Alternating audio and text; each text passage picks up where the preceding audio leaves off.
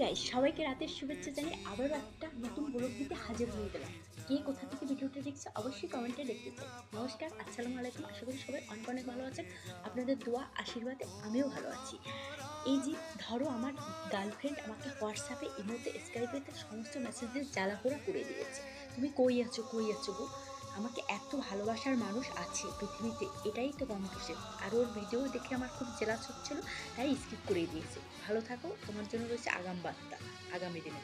আর এক বৌদি তো আমাকে বলছে ভিডিও করো গো, আমারটাও করে দিও, তাই করে দিয়েছি।